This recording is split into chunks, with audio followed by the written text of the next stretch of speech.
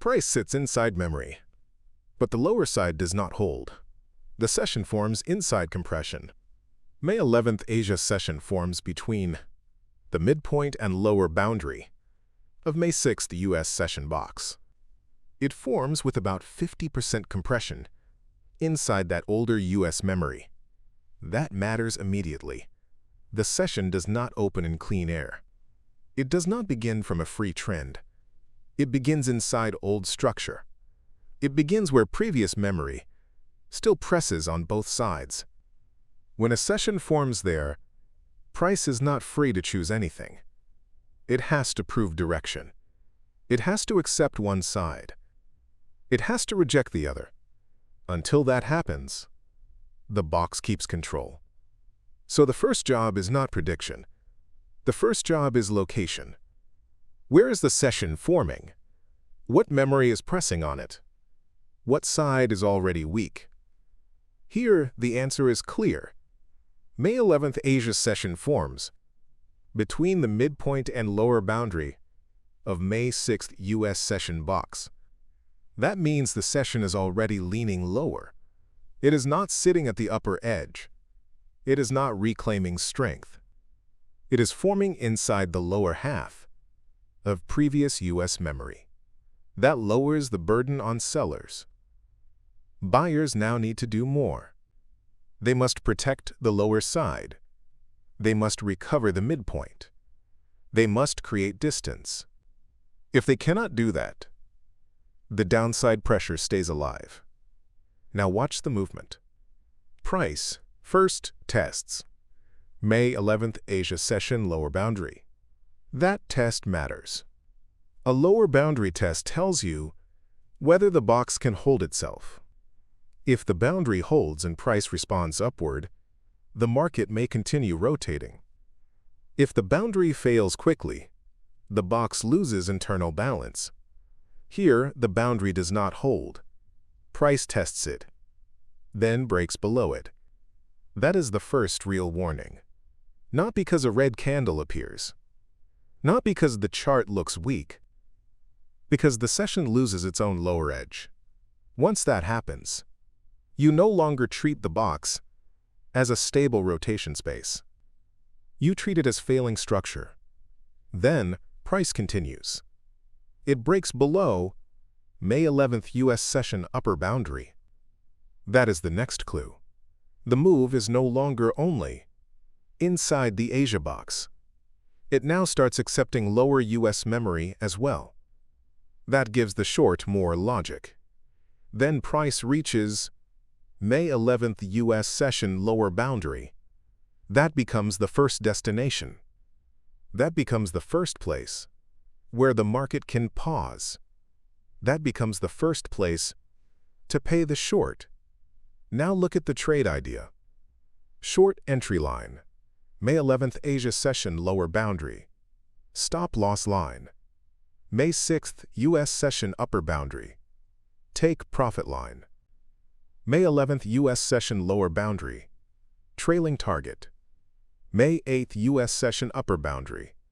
Risk-reward ratio 2.75. This short is not built by chasing the first downside candle. That matters.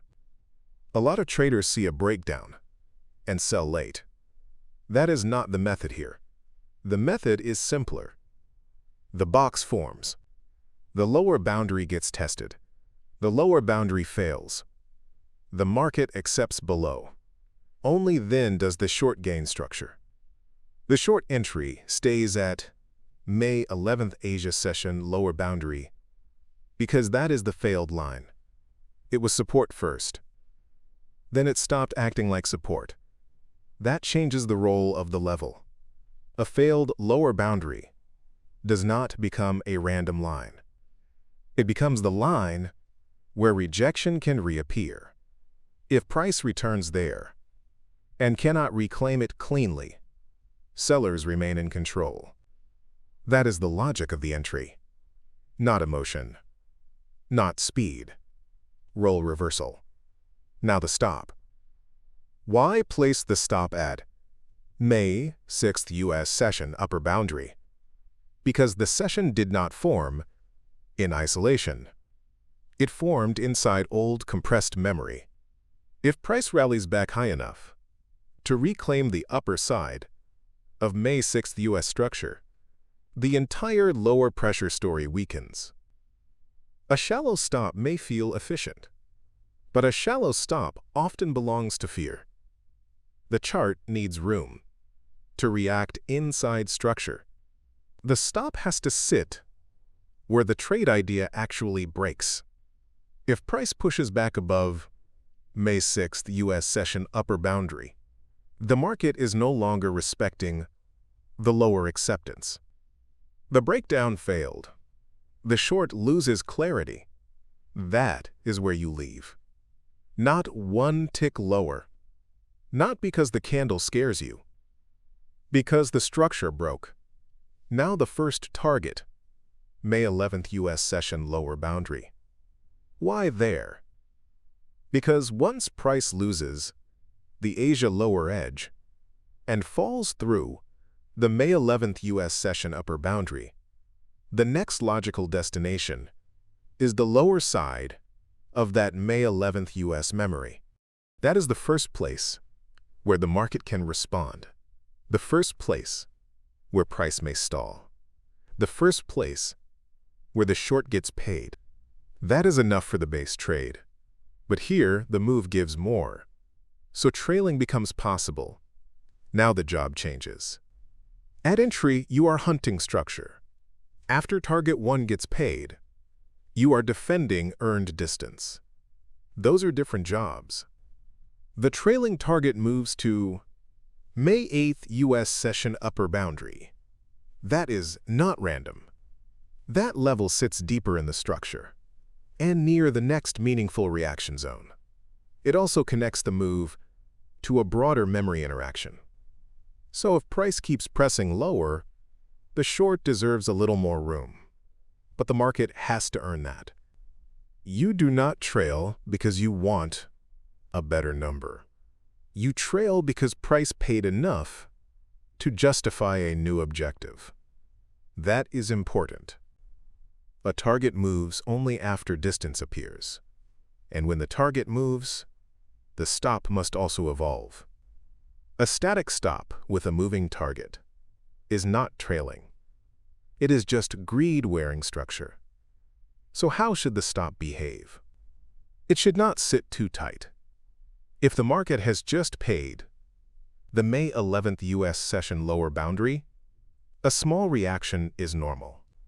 If you move the stop right behind the last candle, normal noise will hit it. Then the trail damages the trade. But if the stop stays so wide that the market can take back most of the move, then the trail protects nothing. So the stop follows confirmed structure, not the latest emotion, not the size of the last candle, not the urge to lock everything instantly, not think about partial exits. A conservative trader may take 60% at the first destination and leave 40% for the trailing objective. Why? Because once price reaches May 11th U.S. session lower boundary, the first job is already complete. The market paid. So a larger first exit protects the trade. An aggressive trader may reverse that. 40% first. 60% left open. That choice only makes sense if price keeps distance and reactions remain weak. The chart must permit aggression. Aggression never begins from desire. It begins from behavior. If a second stage forms, the same logic continues. A conservative trader can reduce further. In a 50-30-20 rhythm, more gets protected earlier. Less gets exposed later. An aggressive trader can keep the larger piece for the deeper push. 20 first, then 30, then 50. But remember this: the exit fractions do not fix a weak structure. They only manage a valid structure well. If the chart starts stalling, protect more. If the chart keeps pressure, let more work. Now connect the full sequence. May 11th Asia session forms between the midpoint and lower boundary of May 6th US session box. That is lower half compression. Price tests May 11th Asia lower boundary, then breaks it. Price then breaks below May 11th US session upper boundary, then reaches May 11th US session lower boundary. That validates the short path. Short entry remains tied to May 11th Asia lower boundary. The stop remains tied to May 6th US session upper boundary. The first target remains tied to May 11th US session lower boundary. Then the trailing objective shifts to May 8th US session upper boundary. Risk-reward ratio 2.75. So what is the core lesson here? You do not short because price looks red. You short because compressed lower memory fails. You do not place the stop where it feels comfortable. You place it where reclaim breaks the idea. You do not trail because profit is exciting. You trail because the market has already paid and earned a deeper objective. The lower side fails. The box loses balance. The short becomes clean. That is not commentary. That is execution. Price holds lower, but the next session rebuilds. The same memory that paid the short now becomes the base of the long. May 12th US session forms near May 11th US session lower boundary. That location matters immediately. The session is not forming in the middle of nowhere. It is not forming from a fresh breakout. It is forming near the lower side of the prior US memory. That means one question decides everything. Can the lower side hold? If the lower side fails again, the previous short pressure may continue. If the lower side holds and price starts building inside the box, the market can flip. That is why this session matters. It forms near a failed destination, and failed destinations often become new decision points. Now look at the path. Price continues inside May 12th US session box. It does not explode immediately. It rotates first. That is normal. A session building from the lower side often needs time to prove itself. Then price drops. It breaks below May 8th US session upper boundary. That matters. The market briefly loses that nearby support memory. At first glance, that can look like more weakness. At first glance, a trader can think the short should continue. But the move does not keep clean distance. That changes everything. A break means little if the market cannot stay there. Price drops below May 8th US session upper boundary. Then it turns. Then it rises. Then it reaches May 12th US session upper boundary. Now the picture changes. The lower side held enough. The session absorbed the downside attempt. The market rebuilt upward, inside its own box. That gives the long structure. Now the trade idea. Long entry line. May 12th US session lower boundary. Stop loss line. May 8th US session lower boundary. Take profit line. May 12th US session upper boundary. Trailing target. May 10th Asia session upper boundary. Risk-reward ratio 1.93. This is a smaller ratio. That matters. Not every valid trade needs a huge ratio, but a smaller ratio demands more discipline. You cannot over-romanticize it. You cannot pretend. It has endless room. The long works because the lower side holds and price rebuilds through the box, not because the market looks green, not because the previous short ended. The long comes from recovery structure.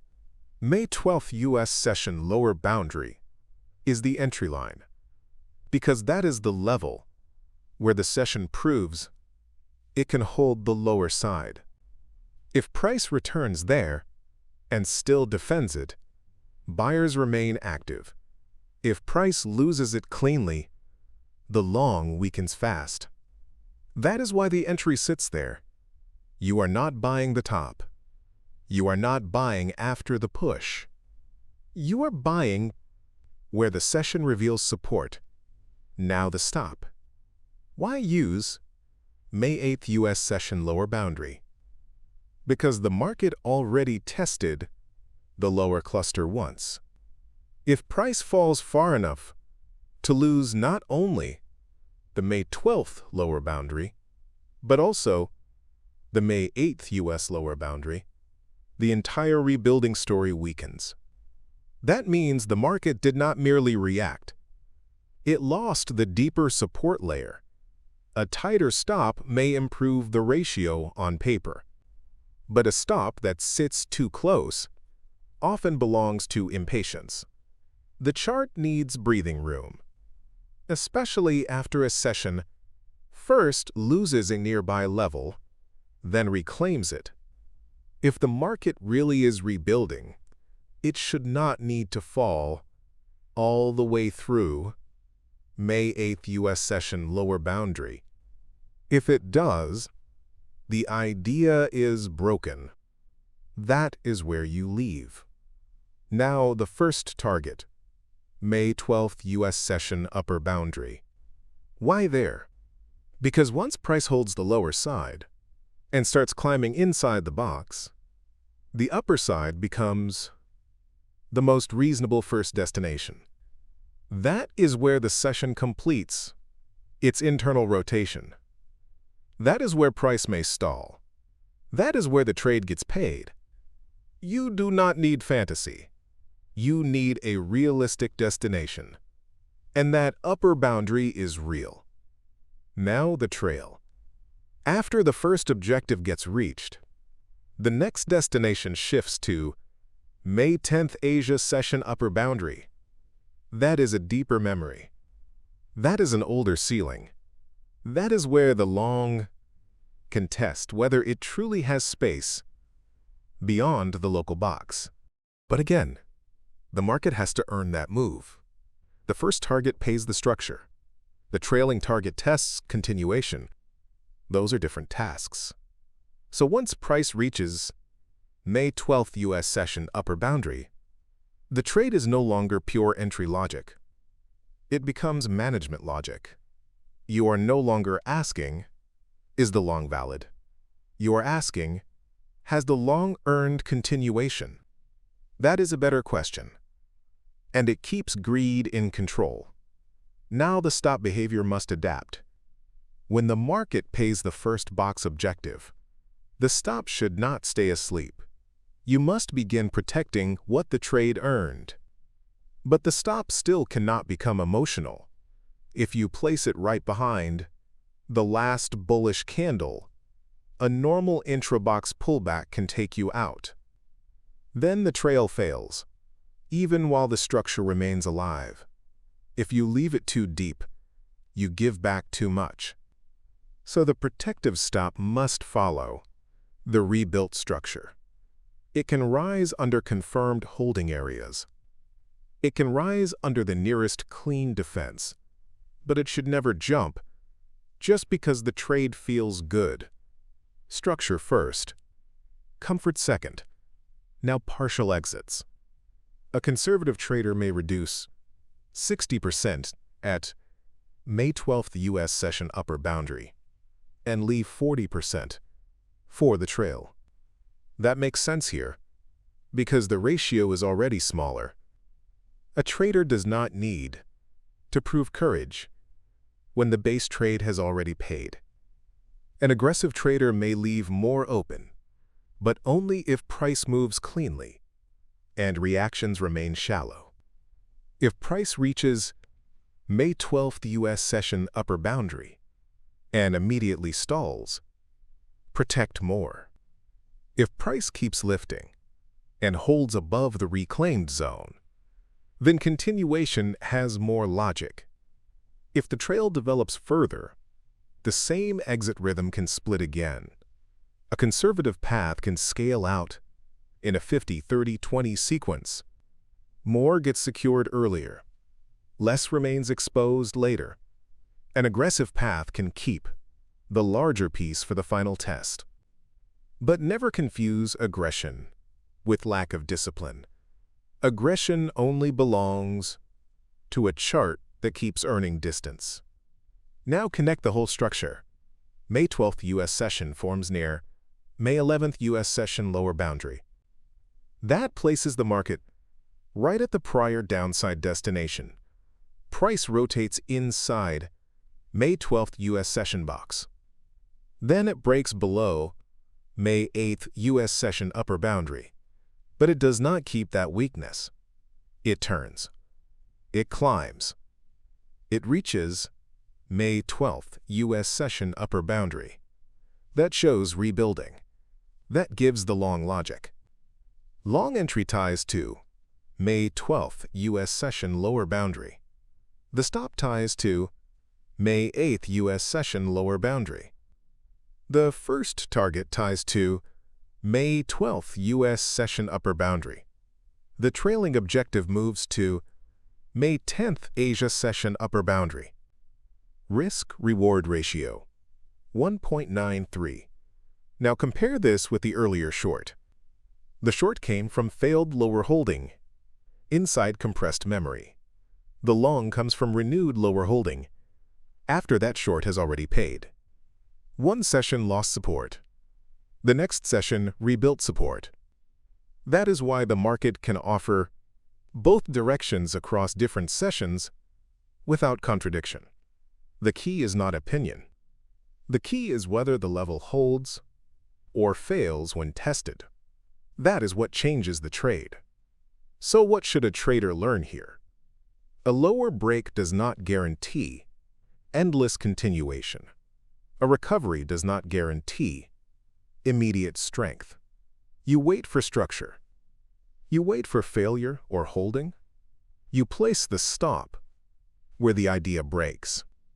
You choose the first target where the structure naturally pays. Then you allow the market to earn a trail. The short paid because the lower boundary failed. The long paid because the lower boundary held. That is the real lesson. The same market can do both, but it only pays when the structure becomes clear. That is how session memory turns into execution. That is how entry, stop, and target stop being random lines and become a method.